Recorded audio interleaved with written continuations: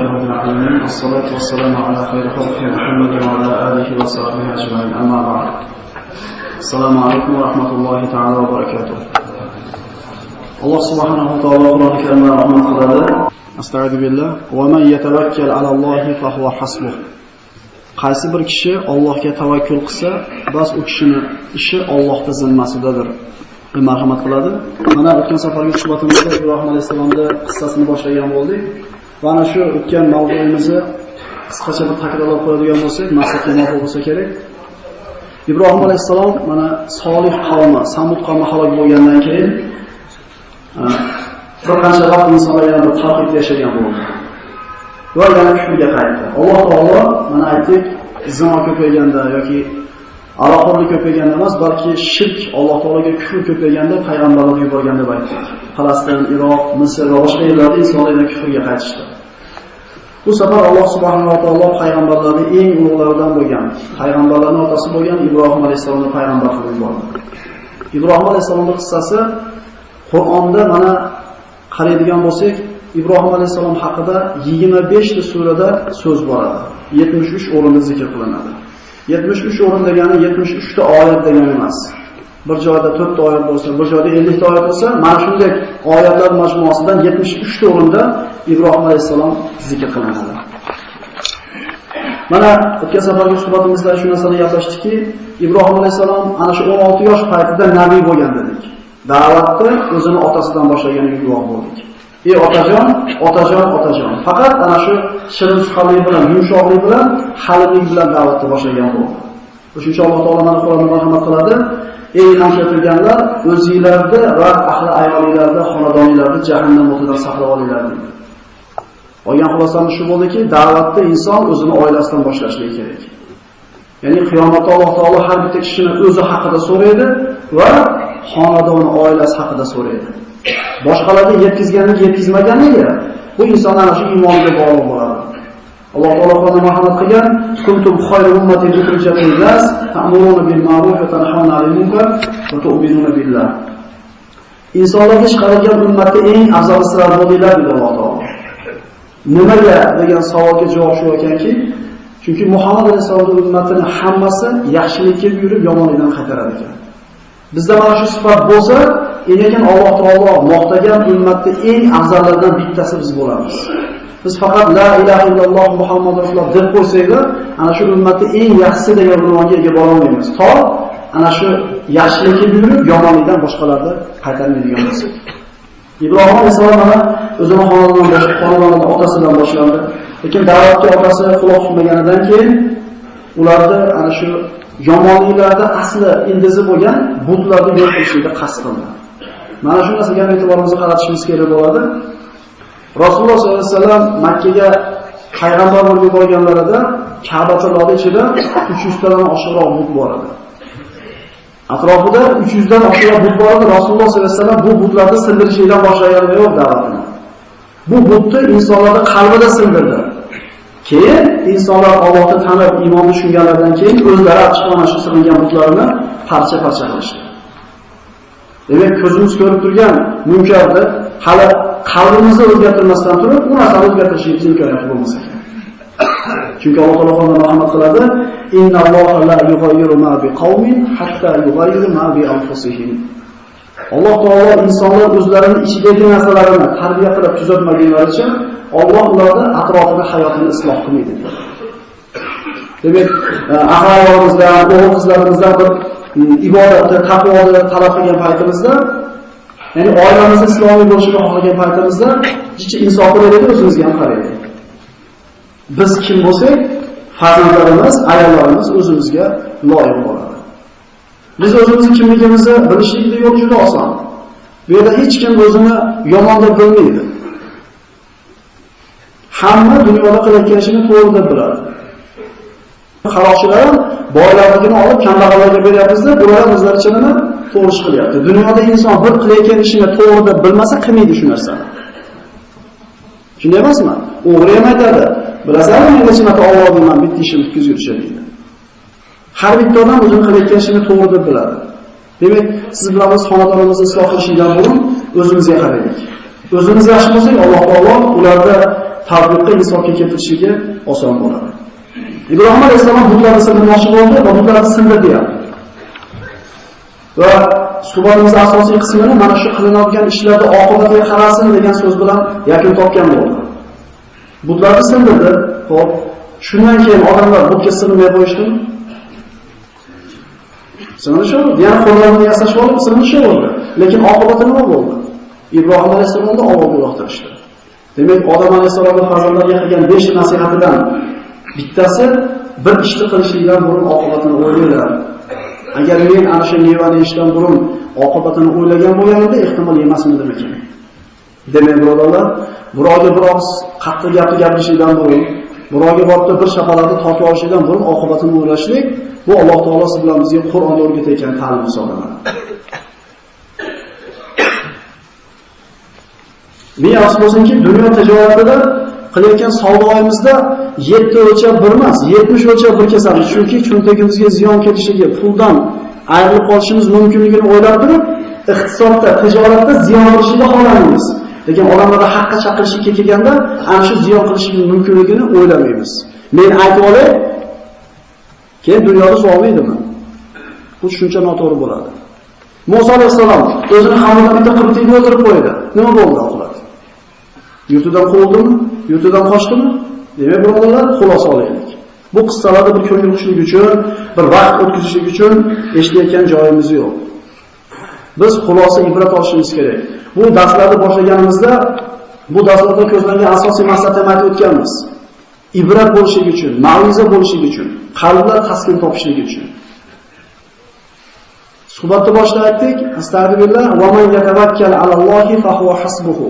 Kim Allohga tavakkul qilsa, bas bu kishining ishi Allohning qo'lida bo'ladi. Eslaylik Ibrohim alayhisolamning qilgan duosini. Oyoq qo'lini bog'lab, Allohga uloqtirgan paytda hasbunalloh va ni'mal vakil. Rasululloh sollallohu alayhi vasallam aytdi, bu mustordi, makruhli duosi. Qiyinchilik holatiga tushib qolgan, mashaqqatga botib qolgan kishining duosi. Qaysi bir kishi mana shu duoni o'qib, Allohdan bir faraj va yengillik so'rar ekan, Alloh albatta duosini ijobat qiladi. Ikki og'iz. Hasbunalloh va ni'mal vakil. Allohga tavakkul qilgan, o'zini ishini, o'zini g'amini, tashvishini Allohga topshirgan bandani Alloh taolo farishtalarga ham qo'yib qo'ygani yo'q. Jabroil alayhisalom kelgan rivoyatlarda, "Ey Ibrohim, bizga hojat bormi?" dedi. Ibrohim alayhisalom nima dedi? Sizgami dedi. Sizga hojatim yo'q. Ya'ni qalbni Allohga tamomiy topshirib qo'yganligini cho'qqisini ko'raylik. Inna Ibrohima kana ummatan lillahi. Ibrohim bitta o'zi ummat bo'lgan deydi. Bu so'zni tushunaylik. Ummat degani la ilaha illalloh degan kalimani aytganki, qanaqa millat egasi bo'lishidan qat'iy nazar bitta ummat bor, tushunarli emasmi? Ibrohim alayhisalom bitta o'zi ummat edi. Bu fazilat faqat Ibrohim alayhisalomga berildi. Qalb tamomiy Alloh bilan bo'lgan. Hatto o'tga uloqtirib olganda ham g'am qilmayapti. Allohga aytgani bo'ladi. Alloh taolo Ibrohim alayhisalomni juda bir chiroyli suratda saqladi. Astagfirullah, kunna ya naru kunni bardan va salaman ala Ibrohim. Ey o't, Ibrohimga sovuq va salomat bo'lgin dedi. Abdulloh ibn Abbos aytadi mana shu oyat sharhida, agar Alloh o'tga sovuq bo'ldi, orqasidan salomat bo'lgin demaganida, o'tni sovug'ini ziyon tegadi Ibrohim alayhisalom. Alloh taolo o'zi bilar ekan, qandoq qilib saqlab olishlaydi. Musa alayhisalom o'zini qavmidan bir odamni o'ldirib qo'yib, ana keyingi darslardan bir shingil olaverayliklar. Qarshi sizlardagi o'sha dars inshaalloh. O'zini qavmidan bir odamni o'ldirib qo'yib, Madiyanga qarab qochib ketdi. Oyoq kiyimlarni yirtib ketdi. Yegan hech narsa yo'q, qorni yopishib ketdi bir-biriga. Mana shunday qiyin ahvolda cho'lda bordi, Madiyan qavmi qo'ylarni sug'oradigan joyga borganda, odamlar qo'y o'zlari sug'oryapti. Ikkita qiz bir chekada qo'ylarni to'sib, boshqalarni qo'yga aralashib ketishidan to'sib turibdi. Shunday borib turib, sizlar nimaga qo'ylaringizni sug'ormayapsizlar? Otamiz qari chog'ladi, biz ayol kishi bo'lganligimizdan erkaklarga aralashmay turamiz deydi. Bu ikkalasi Shuayb alayhisolamning qizlari edi. Payg'ambar otasi. Shunda Ibrohim Musa alayhisalom qo'ylarni sug'orib olib berib, jo'natib oldi, daraxtga o'tirib duo qildi. O'zini yurtidan quvilgan, yurtidan, vatanidan ajragan odam nima so'rashi mumkin Allohdan? Biz sirazi bilamiz. Menga mana kerak, mana kerak. 3-4 ta narsani aniq bilamiz-da, mana narsa kerak. Musa alayhisalom nima kerakligini aytmagan ekan Allohga. Chunki Robbisi o'zidan ko'ra yaxshiroq bilishiga ishongan ekanda. Ana o'tgan safar ham aytdik, bizga nima kerakligini hamma biladi bu yerda. Sizga 3-4 ta narsa kerak, sizga 5 bilamiz bizga. Robbim mendan ko'ra menga nima kerakligini yaxshiroq biladi degan e'tiqodimiz juda zaif bizda. Daraxtga o'tirib, oyoqlari tomonlari yetilib ketgan, og'zidan chayni o'rganda zangiorlardan chiqib qolgan Musa alayhisalom daraxtga o'tirib turib duo qilgan. Robbi inni lima anzalta ilayya min khayrin faqir. Parvardigor, sen menga tushiradigan yaxshiligingga muhtojman dedi. Ya'ni menga nima kerakligini men bilmayman, sen bilasan. Yaxshilikni so'rayapti, lekin qanaqa ko'rinishda, qanaqa formada bo'lishini aytayaptimi? Biz rangini qo'shib aytamiz, to'g'rimi? Kasafalar. Rangini, yilini, qanday sifatlarini bilamiz. Monojodan oq so'ti bo'lsin, aradan suv oqsin va hokazo. Shunday emasmi? Biz aniq bilamiz, o'shadan oq so'ti yer olsak bizga yaxshi. Nima qilasiz? Gilos ekib qo'yasiz. Alloh biladi bu narsa sizga baxshimi yo'qmi? Va asan qotira qo'shaydi va xoyrulakum. Hayotingizda bir savol bo'lsa, sizlarga yoqmaydi dedi Alloh. Ehtimol orqasida yaxshilik bor. Va sizlarga bir narsa yoqadi hayotingizda. Ehtimol orqasida yomonlik bor. Alloh biladi. Sizlar bilmaysizlar desa ham nima deyapmiz biz? Yo biz o'zimiz bilamiz. Nima so'rashni o'zimiz juda yaxshi bilamiz. Musa alayhisalom Parvardigor menga tushiradigan yaxshiliklaringga faqirman deb qo'ydi. Endi u yaxshilikni ko'rinishini qarang. Ana shu ikkita qizdan bittasi keldi. Otamiz bizga qilgan yaxshiligingizni mukofotini bergani chaqiryapti dedi. Chaqirdi, yaxshilikni qarang qanaqa bo'ldi. Payg'ambarga kuyov bo'ldi 10 yillik propiskasi bilan. Yurtidan quvilgan musofir bo'lgan odamga Alloh taolo xotin beryapti. Yana propiskasi bilan beryapti, yana payg'ambarga kuyov beryapti. Buni tasavvur qila olamizmi biz? O'shuning uchun bir narsa so'rayotganda, birodarlar, Parvardigor menga nima kerakligini menga ko'rsang, yaxshiroq bo'lasan, sen meni Robbimsan deya olamizmi? Demak bo'lsa, shu bo'lgan narsamiz. Xo'p, demak, hasbunalloh. Bizning hisobimiz Allohning zimmasida, biz ishimiz Allohning o'ziga topshirdik. Alloh taolo o'zi biladi qanday qilib hal qila olishni. Demak, Ibrohim alayhisalomni o'tga uloqtirishdi, lekin hech kim iymon keltirmadi. Mana qissamiz o'tamiz bugungisiga. Ibrohim alayhisalom o'tdan chiqqandan keyin hech kim iymon keltirmadi. Faqat ana shu o'zini amakisini o'g'li yoki akasini o'g'li deyiladi rivoyatlarda Lut alayhisalom iymon keltirdi. فآمن له لوط وقال إني محاجر إلى ربي إنه هو العزيز الحكيم. Unga Lut iymon keltirdi. Faqat Lut alayhisalom. Kichkina yosh yigit bo'lgan shu paytda. Endi Ibrohim alayhisalom o'zi 16 yoshar bo'lgandan keyin u jiyani qancha bo'lar edi? Ibrohim alayhisalomning qavmi mana shunday bir mo'jizadan keyin iymon keltirmaganligini ko'rib noumid bo'ldi va hijrat qilishga qasd qildi. Ibrohim alayhisalom qaysi shaharda bo'ldi bu ishlari? Bobilda. Bir haftada esimizdan chiqib qoldimi? Bobil shahrida bo'lgan edi. Ana shu Bobilda podshosi o'tga tushib kuymagan yigitni xabarini eshitganda talab qildi. Olib kelishdi. U ana shu Namrud degan podshoh edi. Mana rivoyatlarda shunday aytilarkanki, yer yuzini 4 ta podshoh qo'l ostiga jamlagan deydi. Ya'ni ana shu 4 ta podshoh o'zini zamonida yashagan odamlarni hammasini bitta hukmga jamlagan.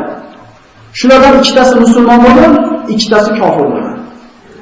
Ikkita musulmoni, bittasi Zulqarnayn, bittasi Sulaymon alayhisalom. Kofir bo'lgan ikkitasining bittasi bu mana shu Namrud va Buxtun Nassor degan podshoh o'tgan yahudiylarni qirib, shunday bir qirolni keltirgan. Ana shu Namrud o'zining zamonasini mutlaq podshohi bo'lgan. Astagfirullah. Alam tara ila allazi hajja Ibrohim fi rabbih an ataahu Allohul mulk. إذ قال إبراهيم ربي الذي يحيي ويميت قال أنا أحيي وأميت. İbrahim alayhisalomni Namrud o'ziga chaqirtirdi va unga bir hujjat keltirdi. Ya'ni Robbing kim dedi. Ibrohim alayhisalom Robbisini tanishtirdi. Robbim tiriltiradi, o'ldiradi dedi. Shunda Namrud o'zining ilohlik da'vosi bor edi, o'zini iloh deb da'vo qilar edi. Men ham o'ldirib tiriltiraman. o'limga hukm qilingan ikkita odamni olib keldi, bunisini o'ldiringlar, bunisini tirik qo'ydilar dedi. Mana men ham o'ldirib tiriltiraman dedi. Ya'ni Ibrohim alayhisalom qasd qilgan o'lim hayot bu asl o'lim hayot. Lekin bu odam bilan hujjatlashishga hojat qolmayapti. Ya'ni osoni bir xil odam bo'ladiki, bir tushunishlikni xohlamaydi. Biror bir oyat yoki bir narsani tushuntirmoqchi bo'lsa, tushunishlikni xohlamaydi, tortishlikni xohlaydi. Bunaqa odamga xilodigan aniq ekan. Savol bir necha ma'noda beriladi. Bu narsani bilish uchun, masxara qilish uchun yoki so'ralayotgan odamni ilmini tekshirishlik uchun va hokazo. Ibrohim alayhisalom keyingi munozaraga o'rin qo'ygani yo'q. Astagfirullah, qala Ibrohim fa inna Alloha ya'ti bish-shamsi minal mashriqi fa'ti biha minal maghrib fa buhita allazi kafar wallohu la yahdi al-qawma adh-dhalimin. Ibrohim alayhisalom aytdi, meni Robbim dedi. Kunni mashriqdan chiqarib mag'ribga botkizadi dedi. Sen mag'ribdan chiqarib mashriqqa botkizib berchi dedi. Tabiiy bu narsa Alloh taoloning qo'lida. Shu o'rinda Namrud og'zi yumildi. Biror yomonlik qilgani jazm qilmadi, chunki o'tdan kuymasdan chiqqanligini xabarini topganligidan Ibrohim alayhisalomga bir yomonlik qilgani cho'chidi desak adashgan bo'lmaymiz. O'zini oldan chiqarib yubordi. Ibrohim alayhisalom Shomga, Suriyaga hijrat qildi. Mana Xoron degan joyga bordi va ana shu yerda o'zini amakilaridan bo'lgan Xoronning qizi Soraga uylandi. Rasululloh sollallohu alayhi vasallamning hadislarida keladi, "Ma xuliqa alal-ard ajmal min Sara illa Havva." Yer yuzida Soradan ko'ra go'zalroq ayol yaratilmadi, Havodan boshqadir. Ya'ni eng go'zal ayol Havo, undan keyin Sora. Nimaga Havo ona Sora onadan ko'ra go'zal? Eshitlar. Jannatda yaralganda. Jannatda bir xunuk narsa bo'lishi mumkin emas. Jannatda bir noxush narsa bo'lishi mumkin emas. Shuning uchun yer yuzida yaralgan ayollarda eng go'zali Sora ona haqida Payg'ambar sollallohu alayhi vasallam mana hadislarda marhamat qilgan bo'ldi. Ibrohim alayhisalom mana Xoronga borganda shu yerda uylandi, shu yerda yashadi. Ana shu Xoronlardan bittasiga aylandi. Xoron qavmi butlarga sig'inmas edi. Allohga ham sig'inishmas edi. Ular yulduzlarga sig'inishardi. Subhanalloh, Alloh taolo bir bandani adashtiradigan bo'lsa, qiynagan odamni holi. Alloh adashtirganini ko'ringki, o'zini madaniyatda cho'qqisiga yetishlik arafasida bilgan xalqlarning rahbarlari molni najosatini olib yuziga surkayapti barakalla. Ko'ryapmiz. Ko'chalarda yotib qoladigan bo'lsa, u molni turkisi olishga jazm qilmaydi, chunki iloh deb qaralyapti, muqaddas hayvon deb qaralyapti. Alloh adashtirmasin. Zamonda bo'lgan ekan, insonlar ana shu har xil narsalarni qo'llaridan yasab sig'inishga o'rgan ekan. Umar ibn Hattob roziyallohu anhu aytadi, zalolatda ana shu islomdan burungi johiliyat davrini eslasam bir kulgim keladi. Yana bir islom yig'lagim keladi deydi. Kulgim kelganda deydi, qo'limiz bilan deydi, ilohlar yasab olardi deydi. Xamirdan yoki ana shu qo'shma xurmolar chiqib qolsa, ilohda bo'limizga ilib yurardi deydi. Qonimiz ochib kelsa yeb qo'yardi. Buni eslasam kulgim keladi. Endi yig'lashimiz sababi deydi, qizlarimizni tirik olib chiqib ko'mardi deydi. Men ham qizim olib chiqib ko'mganida, turpog'ni kavlaganda soqolimga, kiyimga tekkan changlarni qizim qoqib turgan deydi. Mana shunday qizini kavlab o'tirib chuqurdi, yopkizib ko'mib kelganman deydi. Alloh adashtirmasin. Agar Alloh adashtirsa, iloh buyurdi, seni Rabbing buyurdi deb turib, o'zini shirin qilib, 3 yashar, 4 yashar bo'lib qolgan qiz qanaqa shirin yoshda bo'ladi. Olib chiqib ko'mishgan tiriklar. Allohga hamd sano bo'lsin, siz bilan biz ana shu qavmlardan qilib qo'ymadi. Xoronliklar ayting mana yulduzlarga sig'inishadi. Ibrohim alayhisalomga Alloh taolo mana va kazalika nuri Ibrohim malakutas samawati val ard va liyakuna minal muqinin.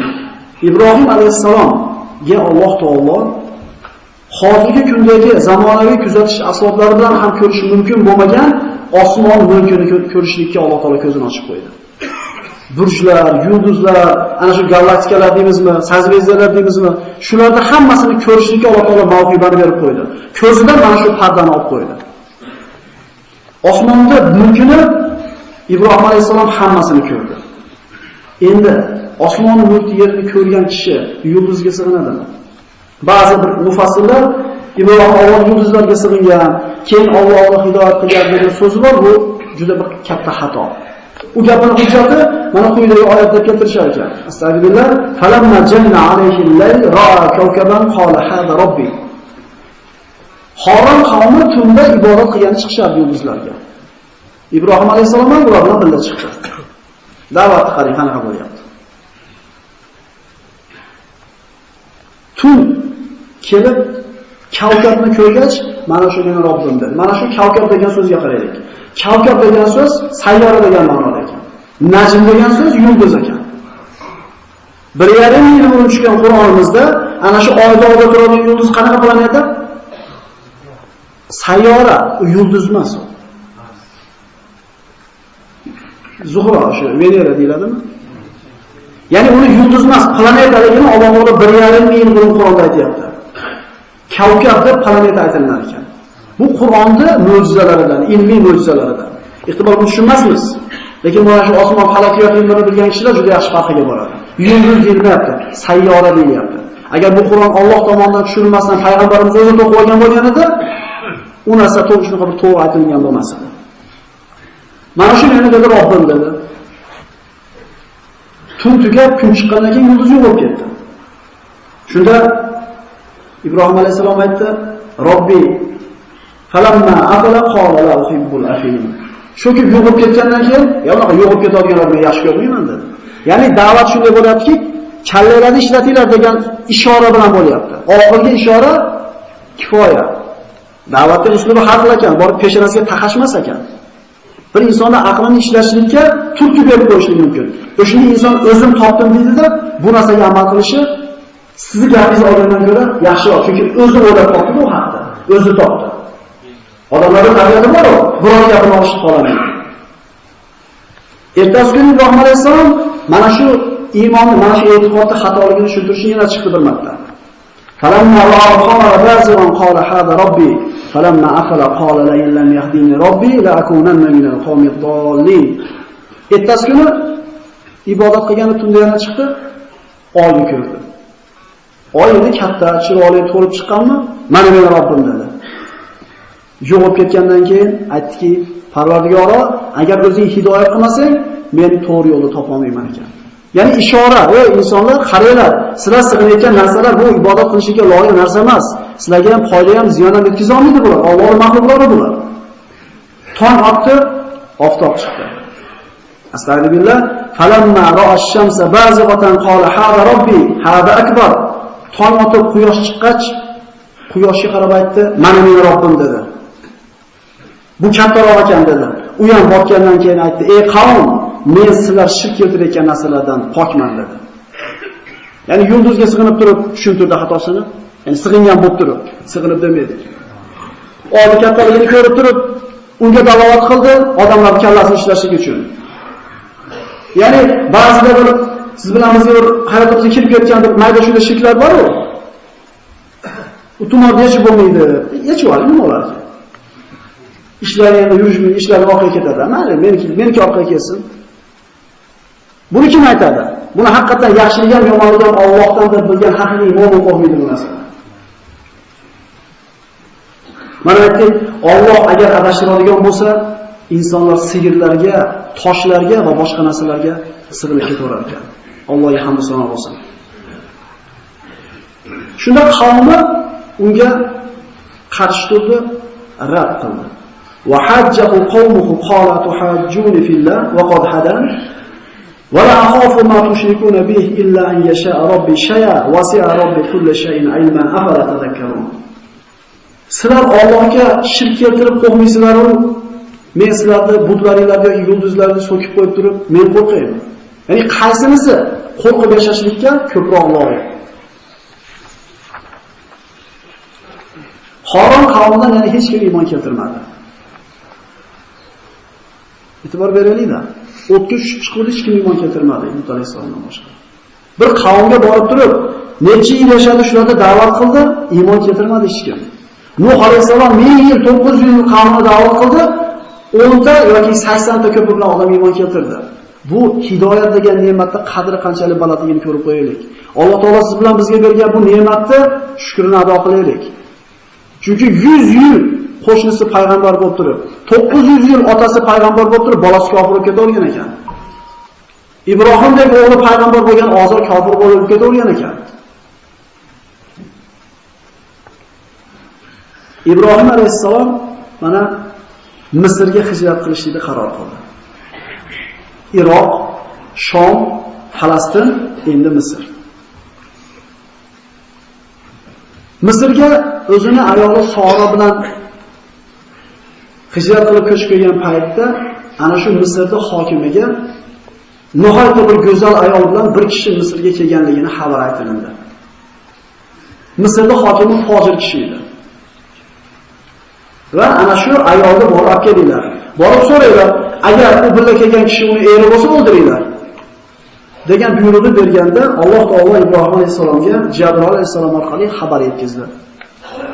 Shunda Ibrohim alayhisalom Soraga qarab aytdiki, agar ana shu askarlar kelib men haqimda sizdan so'rasa, bu kishi kim deb so'rasa, akam deb qo'ying dedi. Bu uchinchi yolg'on edi.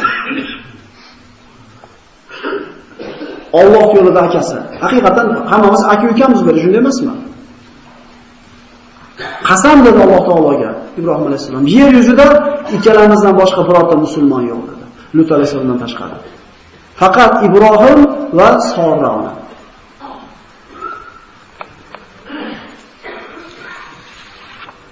Askarlar kelishdi va bu ayol senga kim bo'ladi deb so'rashdi. Ibrohim alayhisalom singlim dedi. Yolg'on gapirdi. 3 marta yolg'on gapirgan. Mana shu narsani muhokama qilamiz hozir. 3 marta yolg'on gapirib qo'yib, qiyomatda Ibrohim alayhisalom qo'rqib turadi o'zini holidan. Halilulloh bo'lishiga qaramasdan, Halilur Rahman bo'lishiga qaramasdan, mana shu gapirib qo'ygan 3 ta yolg'ondan qo'rqadi. Ibrohim alayhisalom kasalman dedi. Bu yolg'on edi. Ta'vili bor edi buni. Butlarni mamlakatda but sindirdi dedi. Bu ham Alloh uchun gapirilgan edi. Va mana 3-chi yolg'on ham Alloh uchun gapirilgan edi.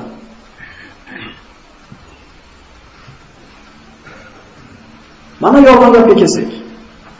Hozirgi kundagi yolg'onlarimizdan farqi bor bu chala yolg'onda. Biz hozirgi kunda yolg'onni nonga qo'shib yeydigan bo'lib qo'yganmiz.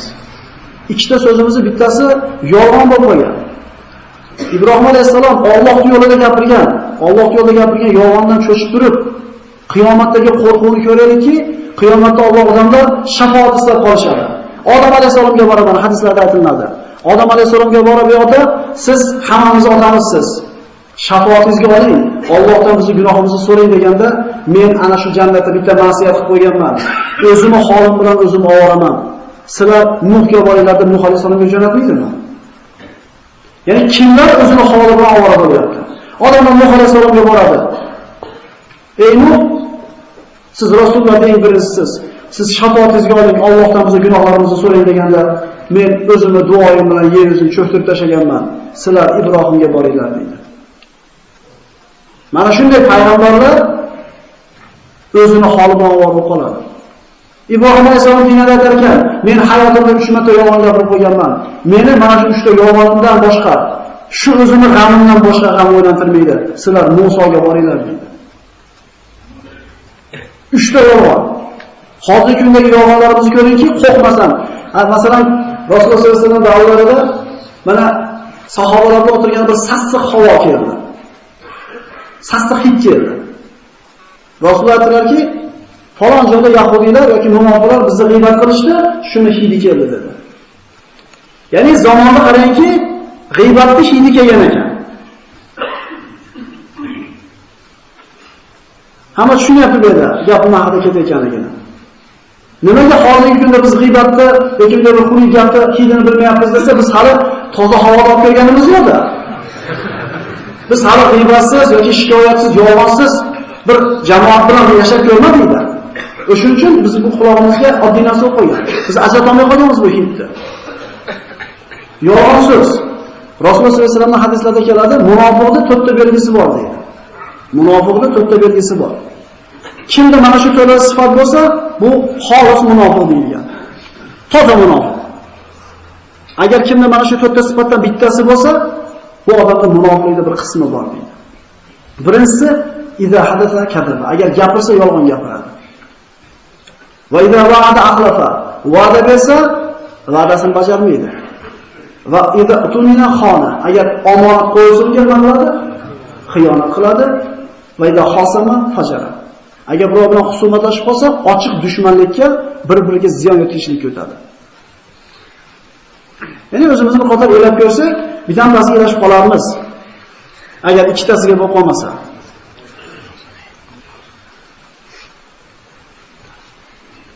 Dunyoda o'tgan podshohlardan bir qanchasining so'zlari bor ekan, mana shu til xususida.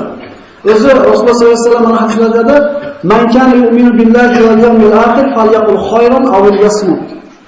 Qo'shnisini hurmat qilsin, mehmonni hurmat qilsin, Alloh va qiyomat kuniga iymon keltirgan bo'lsa, foydasi bor gapni gapirsin, bo'lmasa jim tursin deydi. Insonni befoyda so'zdan tiyilib turishligi uni iymonini borligiga dalolat qilar ekan. Ya'ni iymonning sharti bo'lyapti. Kerak emas gapni ko'p gapiryapsanmi? Demak, iymoningni bir qator tekshirib qo'y degan so'z chiqmayapti bu yerdan. Tilga hushyor bo'lish kerak ekan. Ibrohim alayhisalom Allohga yolg'on gapirib qo'yib, qo'rqyapti birodar. O'ylamaymiz o'zimiz haqimizda. Halilur Rahmonov bu kishi. U va Ibrohim allazi yaqbala Alloh Qur'onda. U vafo qilgan Ibrohim edi. O'zini o'tga tashlab, o'zini qurbon qilganda qo'lda turib berdi. 85 ga kirganda bitta o'g'lini olib borib Tashamakkaga tashlab keldi. 85 ga kirganda tashlab olgan o'g'li Makkaga. U 12 ga kirganda so'ydi uni xo'p dedi. Ibrohim alayhisalom o'zini, bola chaqasini bor yo'g'ini Alloh yo'lida qurbon qilishiga tayyorligini isbotladi. Shuning uchun Alloh aytibdi, u vafo qilgan Ibrohim edi bu deyapti. Shu Ibrohim alayhisalom 3 ta yolg'ondan qo'rqyapti. Shu ehtiyot bo'laylik. Rasululloh sollallohu alayhi vasallamning hadislari keladi. Ya Rasululloh, musulmon baxil bo'lishi mumkinmi? Rasululloh dedi. Ya'ni baxil odam musulmon bo'lmay qolmaydi, kamchilik bu, lekin musulmonlikdan chiqarib olmaydi bu narsa. Musulmon odam qo'rqoq bo'lishi mumkinmi? Qo'rqoq odam ham musulmon bo'la oladi. Endi yolg'onchi odam yoki musulmon yolg'onchi bo'ladimi degan savolga yo'q deb javob berdi. O'shuning uchun qo'rqayotgan bo'lsa kerak deb Alloh. Biz ishimiz oson, ummatda astag'firullah qo'yamiz bo'ldi. Bir to'rtta sadaqa qo'yamiz bo'ldi. Alloh biladi. Alloh biladi. Biz o'zi yolg'ondan tiyilishlik ham o'zi bizning qo'limizda emas, asli insof bilan qarasak. Agar Alloh tavfiq bermasa.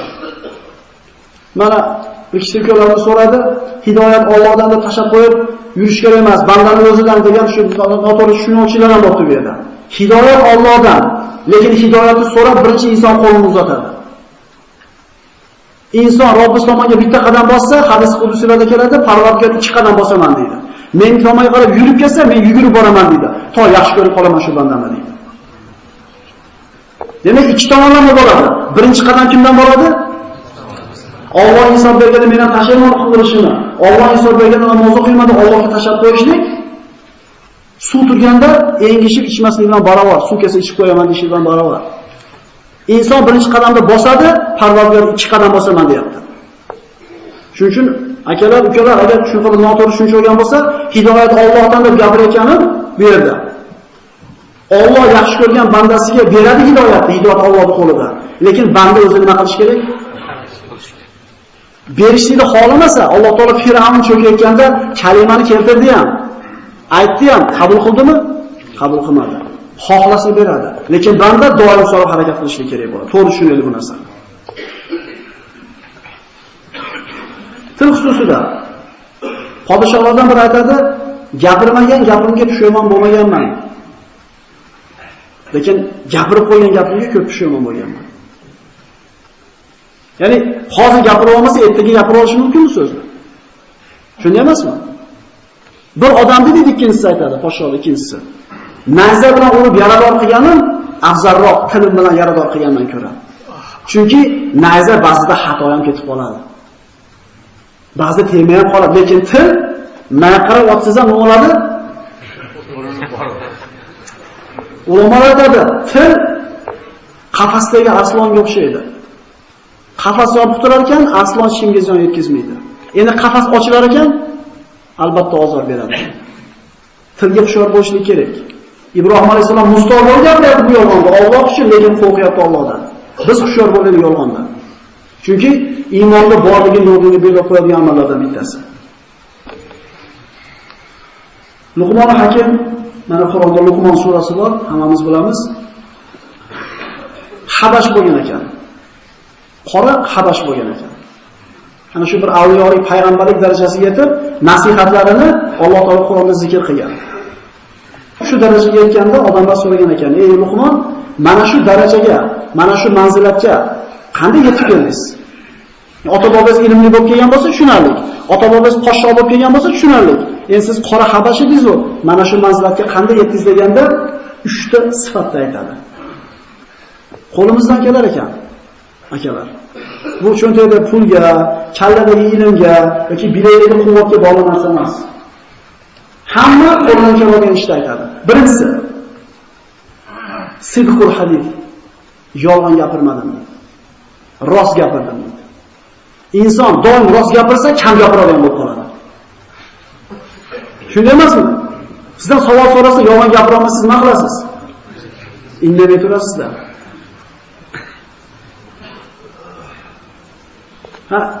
Yana bir kun nima qilib borar edingiz? Desa otqaga balaydi, tiliga balaydi. Ikkinchisi, adavul aman, omonatni egasiga berdim, omonatga xiyonat qilmadim. Birov omonat deb so'z aytsa, albatta biz ham bitta omonatdor odamimiz bo'ladi, shunday emasmi? Siring asring deydi ulamolar, ichingda turar ekan deydi. Siring tashqariga chiqdimi, sen siringni asrasan deydi. Qanday qilib siz ichingizda turmagan sir, buni ichida tursin. Sizdan chiqib ketishligi ziyon qilishi mumkin bo'lgan sir chiqib ketdi-yu, bunga ziyon qilmaydigan sir qanday chiqib ketmasin tashqariga? Yaqinimi? Yaqini bor. Va tarku ma la ya'nini. Uchinchi fazilati, menga foydasi bo'lmagan, menga taalluqli bo'lmagan ishlardan o'zimni uzoq tutdim. Rasululloh sollallohu alayhi vasallam hadislarida keladi: "Min husnil islamil mar'i tarkuhu ma la ya'nihi." Bir kishini zo'r musulmon bo'layotganiga qaragan bo'ladi desa, payg'ambarimiz javob beryaptiki, kishi o'ziga taalluqli bo'lmagan, o'ziga kerak bo'lmagan so'zlardan va ishlardan tiyilayotgan bo'lsa, shu kishining islomi go'zal bo'ldi deydi. O'shana bo'lsa, gap ham kam bo'ladi. Ancha-muncha narsaga aralashmaymiz ham. Shunday emasmi? Demak, kishini zo'r musulmonligi o'ziga befoyda bo'lgan so'zlardan, ishlardan tiyilayotganda bilinadi. Mana til haqida ko'p gapirdik. Ibrohim alayhisalomda mana ayoli Soraga ana shu askarlar kelib olib ketishdi. Ibrohim alayhisalom qo'lidan hech narsa kelmadi. Alloh taolo Qur'onda marhamat qiladi: "Fasta'inu bis-sabri was-salah." Namoz bilan, sabr bilan Allohdan yordam so'ranglar. Bis-sabri was-salah. Sabr qilinglar, namoz o'qinglar. Soroni olib ketishdi. Ibrohim alayhisalom ana shu Allohga namoz o'qishlik bilan duo qilib turdi. Ba'zi rivoyatlar bor ekan, endi unda zaifliklar bor. Ibrohim alayhisalom mana shu bo'layotgan ishlar hammasini ko'rib turgan degan rivoyatlar ham bor ekan. Unda zaif. Muhim hujjat xatda emas. Sora onani hojatmani oldiga hokimni oldiga olib kelgan paytda hokim qo'lini uzatadi. Sora Allohga duo qiladi. Allohumma in kunta ta'lam anni amantu bik va bi rasulik va ahsantu farji illa ala zawji fala tusallit alayya al-kafir. Ma'nosi shu ediki, Parvardigoro, albatta sen bilasan, men senga iymon keltirdim. Payg'ambarimga iymon keltirdim.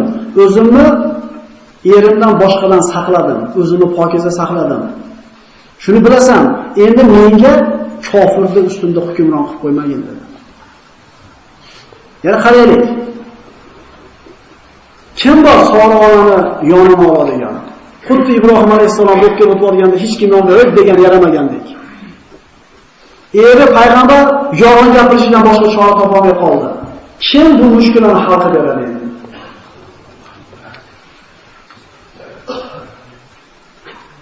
Bunaqa bandalarni Alloh taolo qo'yib qo'ymas ekan, birodarlar. Va man yatawakkal alallohi fa huwa hasbuhu. Hasbunalloh, birodarlar. Kim Allohga tavakkul qilsa, bu odamning hisobi Allohning qo'lida.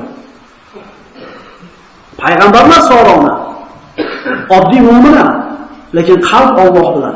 Haqiqatan biz bir mushkulaga kirib qolsak, birodar nima deydi? Qarzga yoki bir mashinamiz chuqurga tushib ketsa, bir pasda telefonni olamizda aka-ukalarimizni surishib ketamiz. Shunday emasmi? Gursatib borib devorga bo'lsangiz, qaysi ustoga bo'lsamikin, qaysiga aytib chaqirsammikin?